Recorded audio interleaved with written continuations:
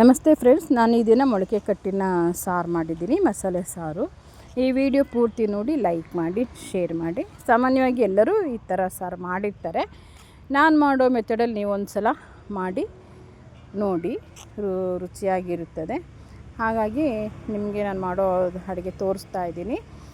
ಇದಕ್ಕೆ ಬೇಕಾಗಿರೋ ಸಾಮಗ್ರಿಗಳು: ಈರುಳ್ಳಿ, ಬೆಳ್ಳುಳ್ಳಿ, ಶುಂಠಿ, ಕಾಯಿ, ಒಂದು 4 ಕಡಲೆ, ಮತ್ತು ಮಸಾಲೆಗೆ ಧನಿಯಾ ಪುಡಿ, ಖಾರದ ಪುಡಿ, ಅರಿಶಿನ ಪುಡಿ ಮತ್ತು ಚಕ್ಕೆ ಲವಂಗದ ಪುಡಿ. ನಾನು ಸ್ವಲ್ಪ ಮನೆಯಲ್ಲೇ ಗರಂ ಮಸಾಲೆ ಪುಡಿ ಮಾಡಿ ಇಟ್ಕೊಂಡಿರ್ತೀನಿ, ಹಂಗಾಗಿ ಅದನ್ನೇ ಹಾಕ್ತೀನಿ ನಾನು.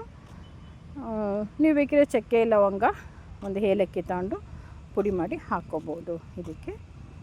ಇದನ್ನು ಹಾಕ್ಕೊಂಡು ಸ್ವಲ್ಪ ನೀರು ಹಾಕಿ ಚೆನ್ನಾಗಿ ಪೇಸ್ಟ್ ಮಾಡ್ಕೊಳ್ತೀನಿ. ನಾನೊಂದು 4 ಟೊಮೊಟೊ ತೊಗೊಂಡಿರ್ತೀನಿ, ಅಲ್ಲಿ 2 ಟೊಮೊಟೊನ ಈ ಥರ ಭಾಗ ಮಾಡಿ ಹಾಕ್ತೀನಿ ರುಬ್ಬಕ್ಕೆ. 2 ಟೊಮೊಟೊ ಒಗ್ಗರಣೆಗೆ ಇಟ್ಕೊಳ್ತೀನಿ ನಾನು. ನೋಡಿ, ಈ ರೀತಿ ರುಬ್ಕೊಂಡಿರ್ತೀನಿ ಚೆನ್ನಾಗಿ. ಒಗ್ಗರಣೆಗೆ ನಾನು ರಿಫೈಂಡ್ ಆಯಿಲು ಹಾಕ್ತೀನಿ. ನೀವು ಬೇಕಿದ್ರೆ ಕೊಬ್ಬರಿ ಎಣ್ಣೆ, ತುಪ್ಪ, ನಿಮಗೆ ಇಷ್ಟ ಯಾವ್ದು ಬೇಕಾದ್ರೂ ಹಾಕ್ಕೋಬೋದು. 4 ಬೆಳ್ಳುಳ್ಳಿ ಮತ್ತು ಒಂದು ಈರುಳ್ಳಿ ತೆಳು ಉದ್ದಕ್ಕೆ ಹೆಚ್ಕೊಂಡಿರ್ತೀನಿ. ಒಂದು ಸಣ್ಣದಾಗಿ ಒಂದು ಸಣ್ಣ ಸ್ಪೂನಲ್ಲಿ ಉಪ್ಪು ಹಾಕ್ಕೊಳ್ತೀನಿ.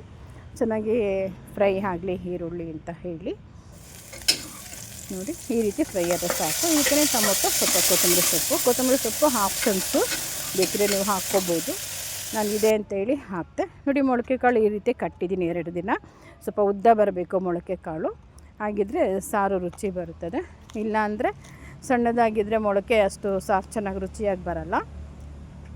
ಹಾಗಾಗಿ 2 ದಿನ ನೆನೆಹಾಕ್ಬಿಟ್ಟು 2 ದಿನ ಕಟ್ಟಿಬಿಟ್ಟು ಮೊಳಕೆ ಇಷ್ಟು ಉದ್ದ ಬಂದಿರುತ್ತದೆ. ಈ ಥರ ಹಾಕಿ ಚೆನ್ನಾಗಿ ಫ್ರೈ ಮಾಡ್ತೀನಿ ನಾನು. ನೋಡಿ, ಈ ರೀತಿಯಲ್ಲಿ ಫ್ರೈ ಮಾಡ್ಕೊಳ್ತೀನಿ. ನೋಡಿ, ಈ ರೀತಿ ಆಗುತ್ತೆ. ಸ್ವಲ್ಪ ಒಂದು 5 ನಿಮಿಷ ಚೆನ್ನಾಗಿ ಫ್ರೈ ಮಾಡ್ಕೋಬೇಕು. ಮೀಡಿಯಮ್ ಉರಿನಲ್ಲೇ ಫ್ರೈ ಮಾಡಬೇಕು, ಅವಾಗ ಚೆನ್ನಾಗಾಗುತ್ತದೆ ಕಾಳೆಲ್ಲ. ಸ್ವಲ್ಪ ಉಪ್ಪು, ಅರಿಶಿನ ಪುಡಿ, ರುಚಿಗೆ ತಕ್ಕಷ್ಟು ಉಪ್ಪು ಹಾಕಿ ಚೆನ್ನಾಗಿ ಫ್ರೈ ಮಾಡ್ತೀನಿ. ಮತ್ತು ರುಬ್ಬಿರೋ ಮಸಾಲೆ ಇರುತ್ತಲ್ಲ, ಅದನ್ನು ಹಾಕಿ ಒಂದು 2 ನಿಮಿಷ ಹಿಂಗೆ ಫ್ರೈ ಮಾಡ್ತೀನಿ. ಫ್ರೈ ಮಾಡಿದ ತಕ್ಷಣ ನಿಮಗೆ ಎಷ್ಟು ಬೇಕೋ ಅಷ್ಟು ನೀರು ಹಾಕ್ಕೊಂಡ್ರೆ ಸಾಕು ಸಾರಿಗೆ. ತುಂಬ ನೀರು ತುಂಬ ತೆಳುವಾದರೆ ಚೆನ್ನಾಗಿರಲ್ಲ. ಮೀಡಿಯಮ್ಮು ಗಟ್ಟಿ ಇದ್ದರೆ ಸಾಕು ಸಾರಿದು.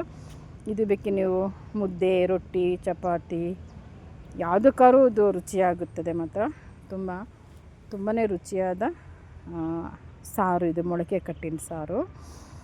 ನೋಡಿ, ನಾನು ಸ್ವಲ್ಪ ಗಟ್ಟಿನೇ ಮಾಡ್ಕೊಳ್ತಾ ಇದ್ದೀನಿ, ತೀರಾ ಗಟ್ಟಿಯನ್ನೆಲ್ಲ, ಮೀಡಿಯಮಾಗಿ ಗಟ್ಟಿಯಾಗಿ ಸಾರು ಮಾಡ್ಕೊಳ್ತಾ ಇದ್ದೀನಿ ನಾನು. ಇಷ್ಟ ಹದದಲ್ಲಿ ನಾನು ಮಾಡ್ಕೊಳ್ತಾ ಇದ್ದೀನಿ. ಇದನ್ನು ಹಾಕಿ 2 ಕುಕ್ಕರ್ ಮುಚ್ಚಿಬಿಟ್ಟು 2 ವಿಷಲ್ ಕೂಗಿಸ್ಕೊಳ್ತೀನಿ ನಾನು. ಸಾಕು, 2 ವಿಷಲ್ ಕೂಗಿಸ್ಕೊಂಡ್ರೆ ಕಾಳು ಬೆಂದಿರುತ್ತೆ. ತುಂಬ ಏನು ಬೇಯಿಸ್ಕೊಳ್ಳೋದು ಬೇಡ. ಇದಕ್ಕೆ ನೀವು ಆಲೂಗೆಡ್ಡೆ, ಬದನೆಕಾಯಿನೂ ಹಾಕಬಹುದು. ನಾನು ಹಾಕ್ಕೊಳ್ತಿದ್ದೆ ಯಾವಾಗಲೂ. ಈ ಸಲ ಬರೀ ಮೊಳಕೆ ಕಟ್ಟಿನ ಸಾರು ಮಾಡೋಣ ಅಂತ ಮೊಳಕೆನೇ ಕಟ್ಟಿನ ಸಾರು ಮಾಡಿದ್ದೀನಿ. ಮತ್ತು ಇದು ಬೆಂದಿದ ಮೇಲೆ ನಾನು ಮತ್ತೆ ಸ್ಟವ್ ಮೇಲೆ ಇಡ್ತೀನಿ. ಕುಕ್ಕರ್ ಮುಚ್ಚೋದಿಲ್ಲ, ಅಂದರೆ ವಿಷಲ್ ಹಾಕೋಲ್ಲ. ಒಂದೇ ನಿಮಿಷ ಹಿಂಗೆ ಕುದಿಯೋ ತನಕ ಬಿಸಿ ಮಾಡ್ಕೊಳ್ತೀನಿ. ನೋಡಿ, ಒಂದು ಕುದಿಸ್ತೀನಿ ನಾನು. ನೋಡಿ, ಇಷ್ಟೇ. ಏಕೆಂದರೆ ಸಾರಿಂದ ಚೆನ್ನಾಗಿ ಬರುತ್ತದೆ ಅಂತೇಳಿ ಇಷ್ಟು ಕುದಿಸ್ಕೊಂಡ್ಬಿಟ್ಟು ಇದ್ಮೇಲೆ ನೀವು ಬೇಕಿದ್ರೆ ತುಪ್ಪ ಹಾಕ್ಕೋಬೋದು. ಈಗ ತುಪ್ಪ ನೋಡಿ, ಸಾರು ರೆಡಿ ಆಯ್ತು, ಮೊಳಕೆ ಕಟ್ಟಿನ ಸಾರು. ನೀವು ಒಂದು ಸಲ ಮಾಡಿ ಇದೇ ಮೆಥಡಲ್ಲೇ. ಈ ವಿಡಿಯೋ ಪೂರ್ತಿ ನೋಡಿದ್ದಕ್ಕೆ, ಲೈಕ್ ಮಾಡಿದ್ದಕ್ಕೆ ಥ್ಯಾಂಕ್ ಯು. ಸಾಕಾಗಿ